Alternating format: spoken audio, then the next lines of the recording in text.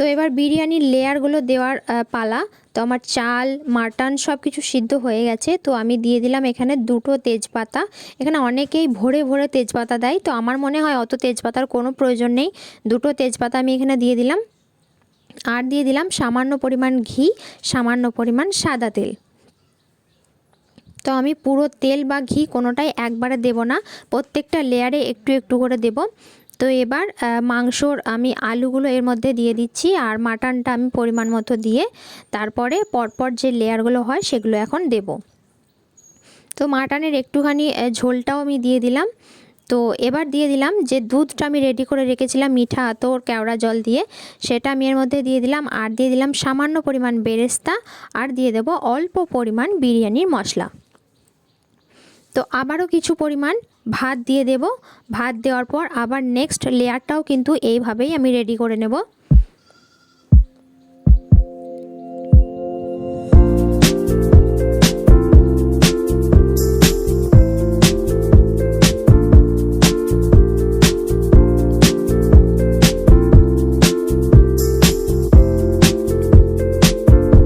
তোমরা কিন্তু চালের পরিমাণ যদি বাড়াও বা মাংসর পরিমাণ যদি বাড়াও অবশ্যই বাড়াতে পারো, পদ্ধতি কিন্তু সবসময় একই থাকবে।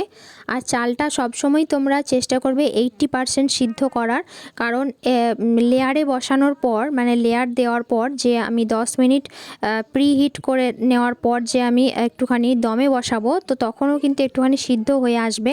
তো সেই জন্যই সবসময় 80% 70% করলেও কোনো ক্ষতি নেই, তাহলে কিন্তু বিরিয়ানি বা ফ্রাইড রাইসের চাল ভীষণ সুন্দর থাকে।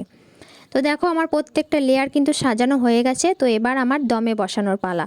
তো গ্যাসটা অন করে দিয়ে কোনো সময় কিন্তু ডিরেক্ট দেবে না, একটা তাওয়া বা অন্য কিছুর ওপর দিয়ে তারপরে কিন্তু এটাকে দমে বসাবে।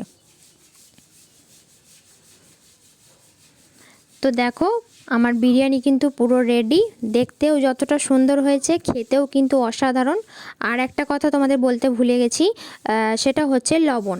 তো লবণটা অবশ্যই কিন্তু তোমরা প্রত্যেকটা লেয়ারে অল্প অল্প করে দেবে আর অল্প অল্প করে তেল দেবে, তাহলেই কিন্তু ভীষণ সুন্দর বিরিয়ানিটা হয়। তো দেখো দেখতেই পাচ্ছ তোমরা কতটা ঝরঝরে হয়েছে, আর দেখতেও কিন্তু অসাধারণ হয়েছে, একদম পুরো কলকাতা স্টাইলের বিরিয়ানি হয়েছে। আর ভীষণই সুন্দর, আলুটাও কিন্তু ভীষণই সফট হয়েছিল, মাটনগুলো ভীষণ সুন্দর জুসি হয়েছিল ভেতর থেকে। তো চলো এখন সার্ভ করার পালা। তো তোমাদের ভিডিওটা কেমন লাগলো অবশ্যই কিন্তু কমেন্টে জানিও। বাড়িতে যে কোনো লোকজন এলে তোমরা খুব চটজলদি রান্নাটা করতে পারো। মাটন হলে একটু লেট হয়, কিন্তু চিকেন হলে আরও তাড়াতাড়ি হয়ে যায়, কিন্তু পদ্ধতি সম্পূর্ণ এক। তো চলো বন্ধুরা, ভিডিওটা কেমন লাগলো অবশ্যই কিন্তু কমেন্টে জানিও। ভালো লাগলে অবশ্যই একটা লাইক কমেন্ট শেয়ার করে দিও। চ্যানেলে যদি নতুন বন্ধু হয়ে থাকো তো অবশ্যই চ্যানেলটা সাবস্ক্রাইব করে নিও। আর সাবস্ক্রাইব করে নেওয়ার পর পাশে থাকার অনুরোধ রইল। তো আবারও ফিরে আসবো নেক্সট কোনো ভিডিও নিয়ে, ব্লগ ভিডিও বা রেসিপি ভিডিও নিয়ে। ততক্ষণ তোমরা ভালো থেকো, সুস্থ থেকো, আর আমার চ্যানেলের সঙ্গে সবসময় থেকো। তো চলো আজকের মতো টাটা।